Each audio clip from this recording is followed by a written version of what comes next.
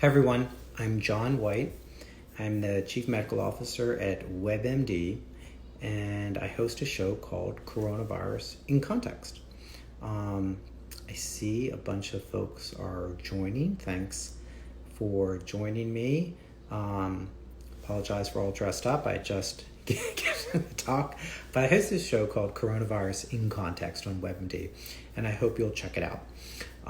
Last week, we posted an interview with Dr. Beers, who is on the AAP task force about school reopening. And a lot of you have been asking questions about schools, should we send children back to school? How do we weigh it? And I'll tell you, I have two young kids you might see in the background sometimes. I have pictures of them and sometimes some of their crafts. So what do we do about returning back to school? And again, I'm Dr. John Whyte. I'm the Chief Medical Officer at WebMD. I hope you'll follow us at WebMD, as well as my own handle, Dr. John Whyte. Hi Labyrinth. Happy birthday to Luke Spam. So what do we do?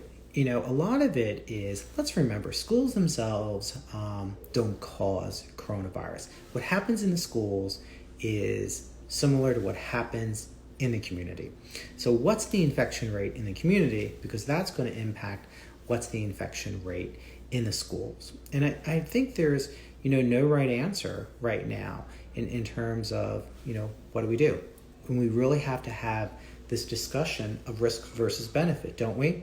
That there are risks of not sending children to school. There's development issues, there's the social issues that we need to teach kids, there's issues of food insecurity, we have to be concerned about child abuse. So there's a lot of things that we have to worry about if kids don't go to school. But then we also have to keep, teachers safe. Some of them have, conditions that put them at increased risk. Administrators, the staff persons. So how do we do this balance? And I'm going to tell you, a lot of folks are like, well, we'll just wait till there's a vaccine. We can't wait till there is a vaccine because it's practical, and some people may not get a vaccine. So then what do we do? So let's think about how do you weigh it? So it's what's happening in your local community. That's of particular importance. And then it's about, should it differ between kids K through 6, who we think there may be less transmission versus, older kids. And we really have to have more data about what's happening in kids in terms of transmission. And that's what we've been talking about on Coronavirus in Context. I encourage you to check out that series. I encourage you to check out this interview with Dr. Nathaniel Beers, as well as an interview we did just a week ago, seems much longer, with Dr. Fauci, who also talks about schools and how do we have this balance. And that maybe right now, for a lot of areas where there's high infection rate, you have to have some type of accommodation. Maybe it's online learning for the first couple of weeks or first couple of months, or some staggered attendance within the school so you don't have everyone come back all at one time. But we have to think about these different strategies to keep kids safe, as well as to keep teachers safe, parents safe, elderly grandparents who might be living with kids. And that's gonna, we're gonna learn more over the next few weeks and few months about, what are transmission rates and what's safe to do to protect everyone. Keshyap is asking, the topic is about school reopening and what do we do?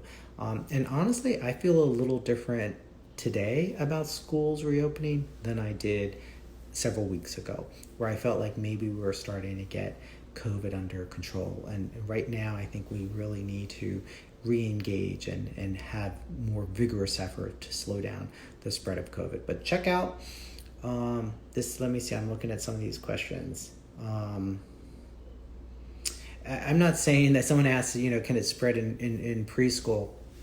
What we're talking about in terms of, there's some data that says very young children don't spread coronavirus. But, that's something that we need more data and we need to have more experience with, but we have to keep people safe, in the meantime. So I thank you all for watching. Check out the show, Coronavirus in Context. I'm Dr. John Whyte. Follow me at Dr. John Whyte, and I hope you'll follow us at WebMD as well, and at Medscape, of course. Thanks for watching.